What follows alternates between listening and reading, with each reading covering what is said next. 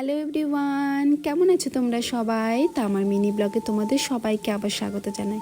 আজ শুক্রবারের সকাল, ঘড়িতে এখন 5:30 মতো বাজে। আমার কাজে দিদি এসে ঘরে কাজ করছিল আর আমি আমার বাগানে একটু ঘোরাফেরা করছিলাম। আজকে আমাদের এখানে ওয়েদারটা বড্ড ভালো, খুব সুন্দর হাওয়া হচ্ছিল। দেখলাম আমার সাদা গোলাপ গাছটায় আবার একসঙ্গে প্রচুর গোলাপ ফুটেছে। কয়েক মাস আগেও কিন্তু তোমাদেরকে দেখিয়েছিলাম।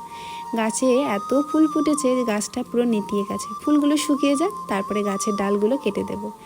আজকে জুঁই ফুলটা এত ফুটেছে গাছে, বারবার শুধু গন্ধটা নাকে এসে পৌঁছচ্ছে। তাই হাঁটাহাঁটি করার সময় ওই দিকটাতেই বেশি করে যাচ্ছিলাম যেখানে গাছটা ছিল। চলো ফুলগুলো তুলে নিই, আজকে সময় পেয়েছি সকাল সকাল ফুলগুলো তোলার। গাছে ফুল তুলতে কিন্তু বড্ড ভালো লাগে। দাঁড়াও লঙ্কা জবাটা তুলে নিই। আমার এই লঙ্কা জবা গাছটা না এখন ভালোভাবে হয়ে গেছে, দেখি প্রতিদিন ফুল দেয়।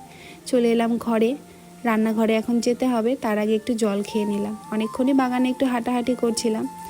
আজকে দেখো ওয়েদারটা একটু মেঘলা, কিন্তু দেখলাম হালকা হালকা রোদ উঠেছে, মনে হয় আজকেও রোদ উঠবে। আজকে রান্না করে নিয়েছিলাম পটল আলু চিংড়ি দিয়ে তরকারি আর আলু ভেন্ডির একটা সর্ষে বাটা তরকারি। আমাদের খুব সকাল সকাল রান্না হয়ে যায়, যেহেতু আমার হাজব্যান্ড 8টার মধ্যে বেরিয়ে যায়। ওকে লাঞ্চ প্যাক করে দিই। ওর আগে লাঞ্চটাকে একটু টিফিন বক্সে ভরে দিই। আসলে গরম খাবার সঙ্গে সঙ্গে প্যাক করলে নষ্ট হয়ে যাবে, তাই অনেকক্ষণ আগেই খাবারটা আমি বেড়ে ফ্যানের নিচে রেখে দিই। ঠান্ডা হয়ে গেলে তারপর ব্যাগে ভরে দিই। আমি রোজ আমার হাজব্যান্ডকে ব্রেকফাস্টের প্লেটটা সুন্দর করে সাজিয়ে গুছিয়ে দিই, আমার বড্ড ভালো লাগে। আমার হাজব্যান্ড বলে তুমি এভাবে রোজ গুছিয়ে দেবে না, আমি সবটা খেতে পারবো না। কিন্তু আমি জানি ও সবটাই খেয়ে নেবে, খাওয়ার নষ্টও করে না। ওই 2-1 দিন হয় যখন ও তাড়াহুড়ো থাকে, সবটা খেয়ে উঠতে পারে না।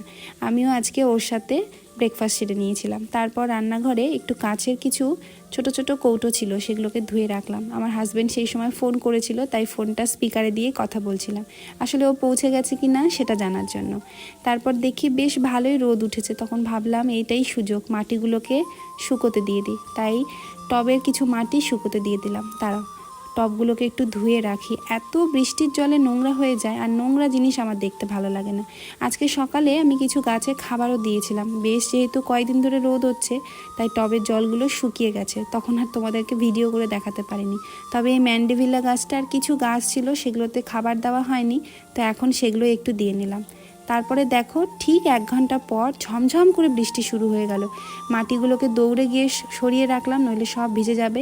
সকালে তো অনেকটাই রোদ উঠেছিল, তাই ভাবলাম জামা কাপড়গুলো ধুয়ে দিই, কিন্তু দেখো আবার সেই একই বৃষ্টি, একই মেঘলা ওয়েদার। কি আর করা যাবে, সেটা নিচে দিয়ে দিলাম। যাকে ওরা ঠিক হাওয়াতে শুকিয়ে যাবে। চলো এবার নিচে চলে যাই। ছাদে এত জল জমেছে, আমি একটু পাটাও ভিজিয়ে নিলাম। দুপুর এখন 1টা, স্নান করে পুজো করলাম। তারপর নিজের পছন্দের চিংড়ি মাছ দিয়ে দুপুরের লাঞ্চটা সারলাম। তো চলো আজকের ভিডিওটা তাহলে এখানেই শেষ করছি। তোমরা সবাই ভালো থেকো, দেখা হবে পরের ব্লগে।